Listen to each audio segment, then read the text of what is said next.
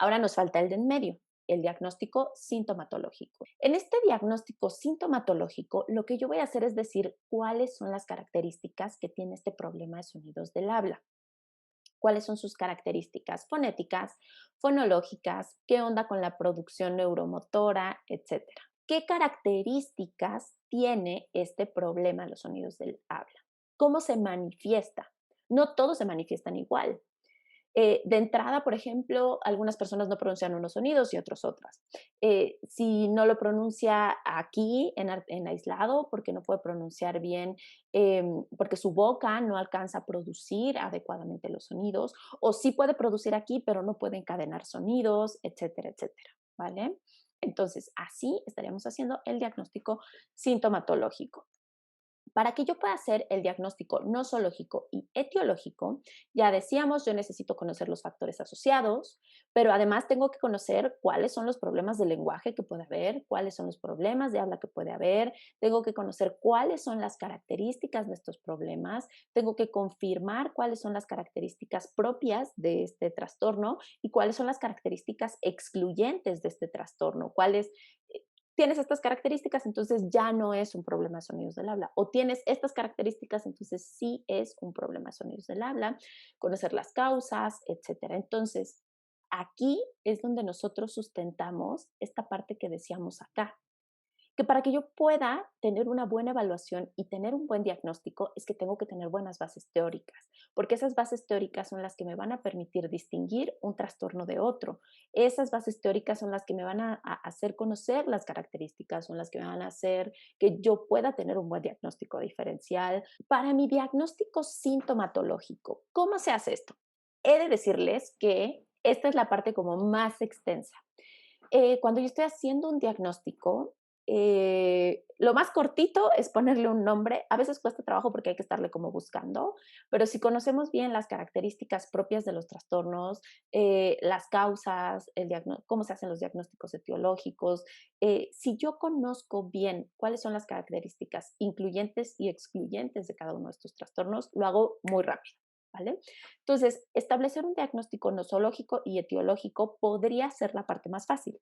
Y digo podría porque hay algunos casos donde de pronto entre exámenes médicos, entre que sí, sí, sí, no, entre que sí determinamos, entre que sí hay que esperar pruebas médicas, exámenes psicométricos, entre que sí está muy pequeñito y hay que ver si madura, entre que hay que ver cómo influye el tratamiento en la persona, etcétera, etcétera. A veces no podemos establecer de primeras un diagnóstico, una etiqueta. A veces establecemos diagnósticos presuntivos. Presuntamente podría ser esto, pero vamos a esperar a ver, esperemos los exámenes médicos, esperemos 6 meses de tratamiento y luego confirmamos el diagnóstico.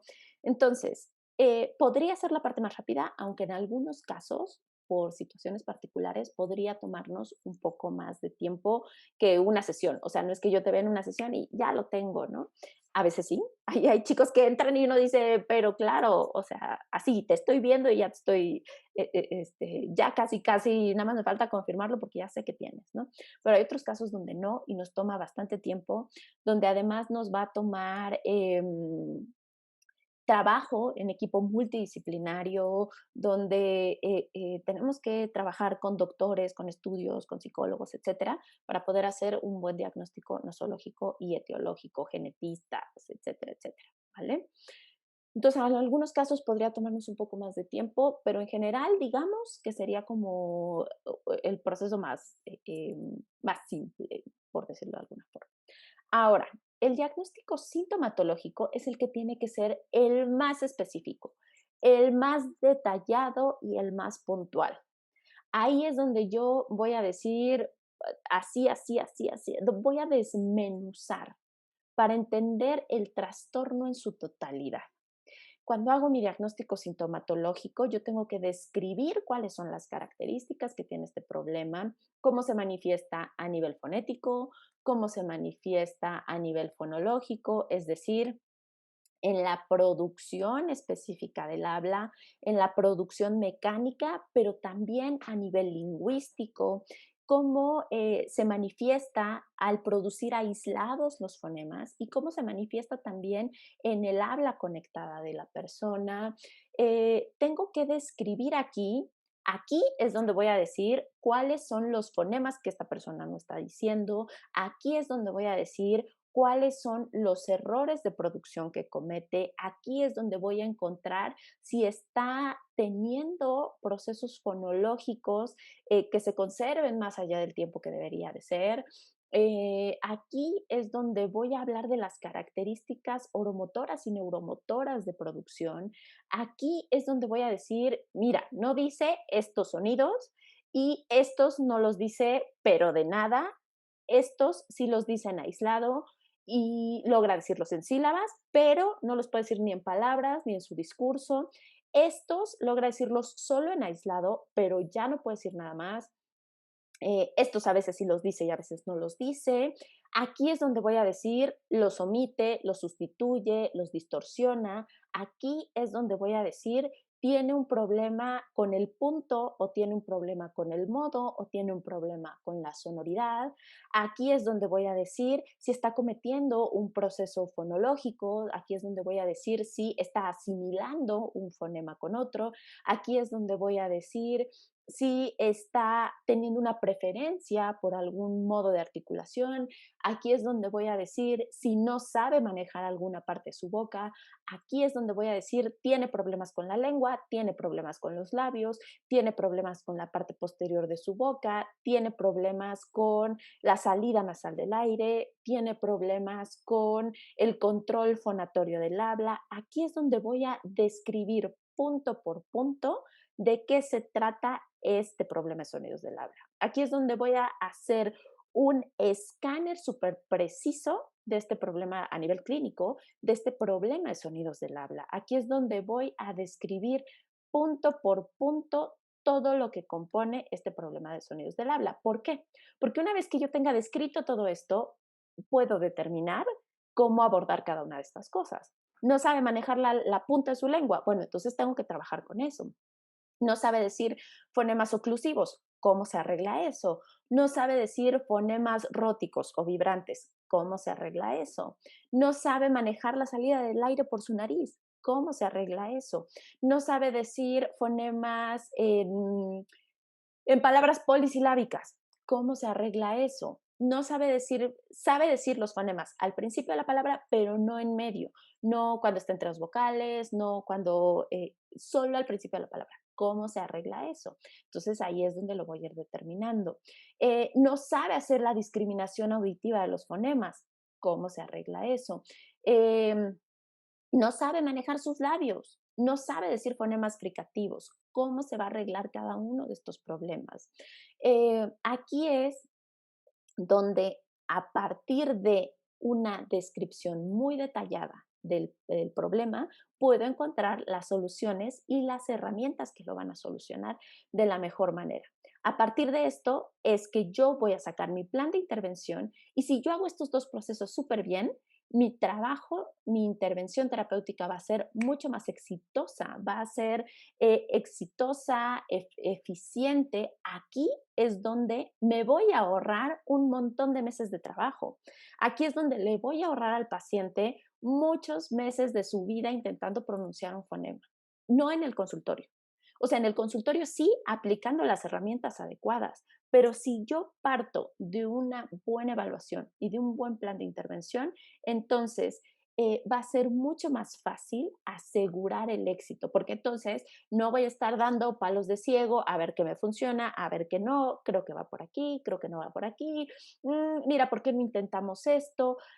Vamos a repetir 50 veces lo mismo. No, ¿de qué sirve que repita 50 veces lo mismo si esta persona no alcanza a hacer un cierre labial completo? Entonces, mejor aseguramos un cierre labial completo y ya va a poder decir el fonema o el fonema B, ¿vale? Entonces, a partir de aquí es donde empieza el éxito de mi intervención, en poder hacer un diagnóstico adecuado y poder establecer cuáles son las características de este problema de sonidos del habla. Por eso les decía yo que la otra parte es como la más sencilla. Esta es la parte donde tenemos que desarrollar un súper buen ojo clínico, contar con muy buenas herramientas de evaluación, saber usar pruebas. ¿Saben qué? Lo más importante no es la prueba que están usando, son los resultados que ustedes obtienen y el análisis que ustedes hacen de los resultados que esta persona tiene. Podrían usar cualquier prueba, la que quieran, la que más les guste, úsenla bien y obtengan la información adecuada.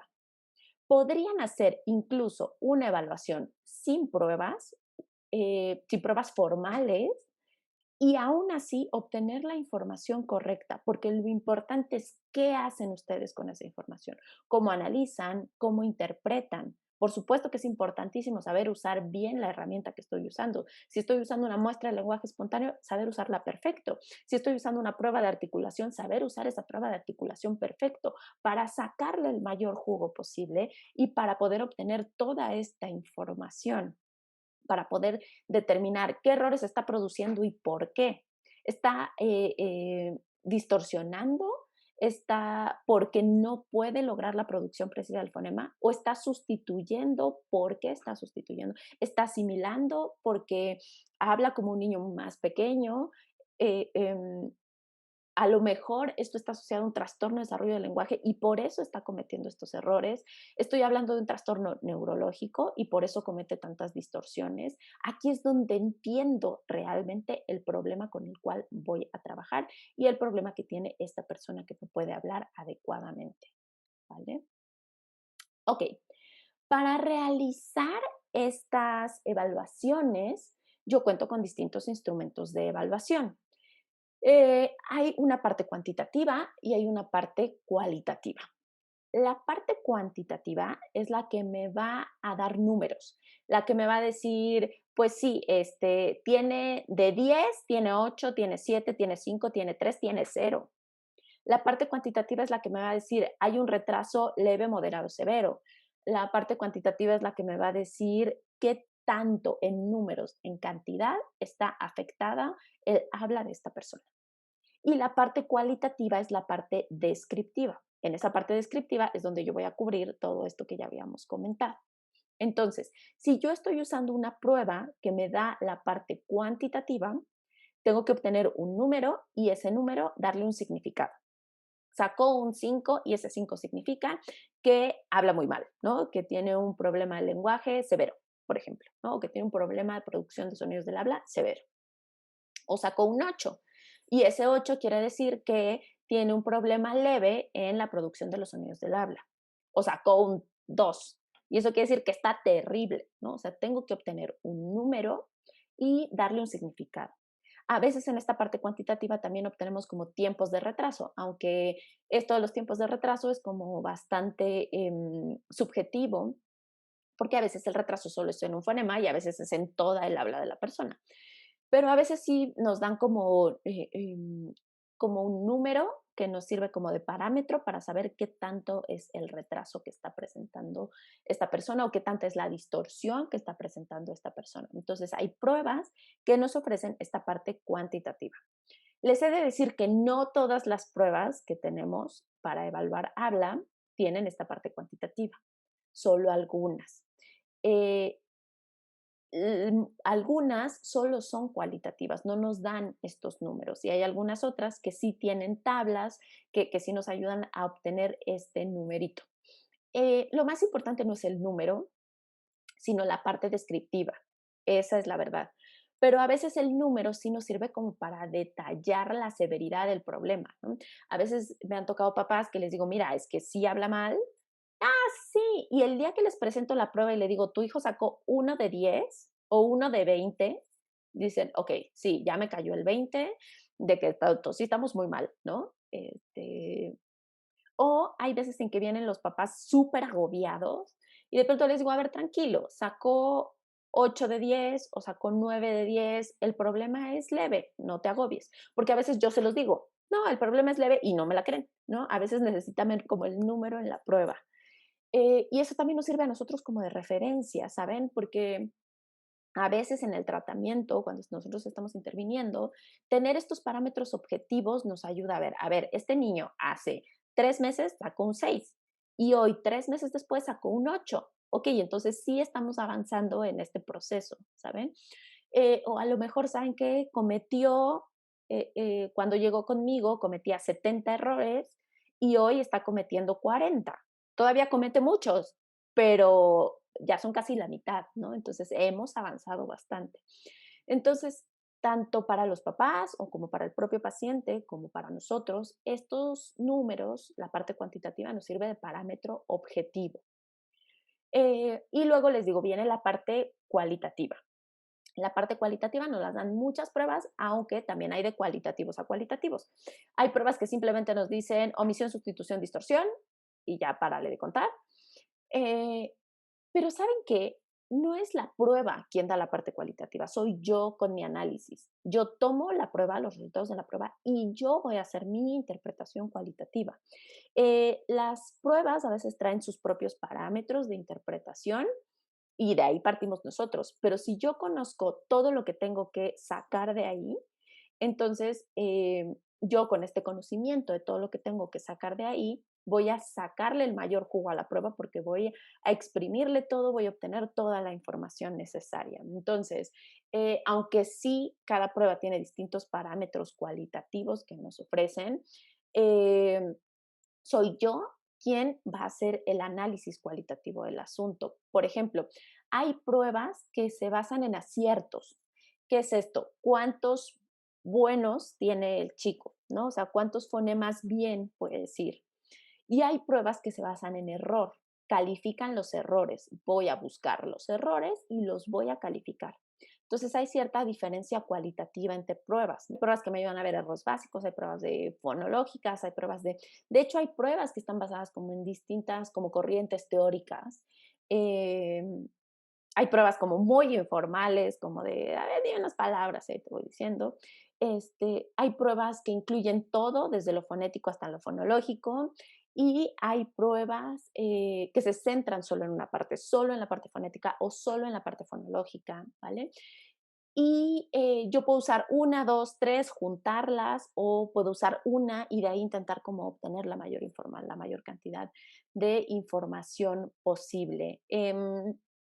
Luego, lo que les decía, hay pruebas estandarizadas. Las estandarizadas son las que me ofrecen puntuaciones. Hay pruebas no estandarizadas que sí tienen como un procedimiento de aplicación, pero no tienen estas tablas de calificación. También tengo otros procedimientos informales que puedo yo aplicar para la evaluación. Eh, Puedo evaluar a partir de una muestra de lenguaje espontáneo, es decir, grabar o observar el habla espontánea, la comunicación natural y espontánea de una persona y a partir de ahí hacer un análisis de esta muestra en la cual voy a obtener toda esta información que yo necesito ver. Además, es importante complementar con una buena evaluación de estructuras y del funcionamiento de estas estructuras, cómo está manejando lengua, labios, boca. Lo puedo ver tanto a nivel aislado, cómo funciona a nivel aislado la boca, el sistema estomatognático, las estructuras fonoarticuladoras de esta persona y cómo funciona la boca, el sistema estomatognático, las estructuras fonoarticuladoras durante el habla. No es lo mismo cómo funcionan cuando están hablando que cuando está comiendo, que cuando está respirando, que cuando está en reposo. Entonces, cómo funciona en general y cómo funcionan durante el habla. Y lo que decíamos, sea como sea, la prueba que yo elija, el método, la herramienta que yo elija, eh, tengo que cubrir lo fonético y lo fonológico. Es bien importante que independientemente de la metodología que use o del instrumento que use, yo tengo que ir desde la producción aislada hasta la producción en habla conectada. O al revés, si mi corriente es al revés, desde el habla conectada hasta la producción aislada, pero que cubra todo el espectro de la producción del habla, ¿no? Desde hablar en aislado, desde ver si puede hacer aquí solito, hasta ver si puede decir rana y la rana ronca cuando duerme, no sé, ¿no? Ver cómo está hablando y si cuando está cantando, contando un cuento o hablando con su mamá, cómo está produciendo los sonidos. Ok, acabo con esta diapositiva y empezamos a hablar un poquito de pruebas si quieren. ¿Por qué es importante saber todo esto?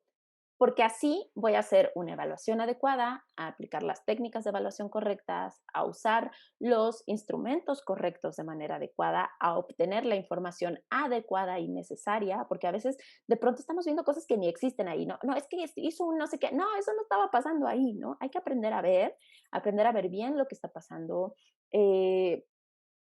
Obtener la información necesaria. ¿Sabes qué pasa? Que a veces llega, viene 3 sesiones, lo evaluaron, se tardaron un mes en evaluarlo y al final no obtuvieron toda la información, ¿no? A realizar diagnósticos adecuados, a qué sí es, qué no es, con todos sus nombres y esto sí es por esto y esto y esto y esto, y esto no es por esto y esto y esto y esto. Yo me he topado con un montón de diagnósticos mal hechos, que pronto llegan y dicen, es que tiene una disartria, pero ¿de dónde? Si la disartria es neurológica y este niño no tiene nada neurológico, ¿no? O es que este niño tiene y se inventan unos nombres que digo, Dios, es que eso ni existe, ¿saben? O que le están poniendo un diagnóstico que nada que ver, o que está vinculado con otra cosa, o jamás vieron que había un problema de discriminación, o jamás vieron que había un problema de control oromotor, o que jamás vieron que había, ¿saben? Como si no sabes ver, si no, no vas a encontrar aquello que no sabes que estás buscando. Entonces, tienes que saber qué estás buscando para poder encontrarlo. Porque si no, si tú llegas y ahí a ver qué me sale, pues no te va a salir nada o no te va a salir nada que te sirva lo mejor posible, ¿vale? Y por supuesto que, ya lo decíamos, vamos encaminados también hacia la intervención, porque a partir de una buena evaluación desarrollo un adecuado programa de intervención, aplico las estrategias adecuadas y puedo establecer pronósticos también, ¿vale? Ok, acabo la presentación y ahorita les contesto las preguntas de pruebas, ¿vale? Ok, en otras pláticas y a quien me ha visto dando cursos y estas cosas, ya les he contado un poco que desde hace mucho tiempo yo trabajo con esto de dar clases, capacitar profesionales y etcétera. Pero a raíz de la pandemia, sobre todo de enero para acá, cuando ya nos dimos cuenta de qué onda con esto de la pandemia y qué podemos ir haciendo, hemos estado como organizando mucho mejor como todas estas esfuerzos que estamos haciendo por capacitación de profesionales, atención de pacientes, poder llevar la mayor cantidad de buena atención a la mayor cantidad de personas posibles. Yo siempre les digo que hay tantos niños, hay tantos adultos, hay tantas personas que necesitan atención allá afuera que yo no los puedo atender a todos. Entonces, yo creo que una de mis misiones de vida es poder contribuir a que cada vez haya más profesionales atendiendo más personas de la forma correcta, ¿vale? Entonces, estamos uniendo esfuerzos.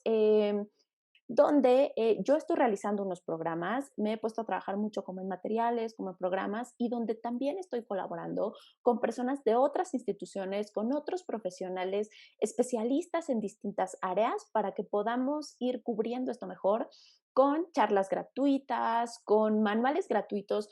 Muy prontito les vamos a tener noticias de algunos manuales gratuitos que estamos haciendo para que sean de difusión, de divulgación, etcétera, de distintas áreas de lenguaje de aprendizaje, inclusión, educación especial, algunos trastornos, etcétera. Y todo esto que tiene que ver con lenguaje, comunicación y habla es parte de un programa que estamos llamando Juntos Hablamos Mejor. Esto consta de muchas cosas, de programa, capacitaciones para profesionales, programas para padres y madres, materiales, etcétera. Tenemos unos gratis y tenemos unos que estamos intentando que sean al costo más accesible posible.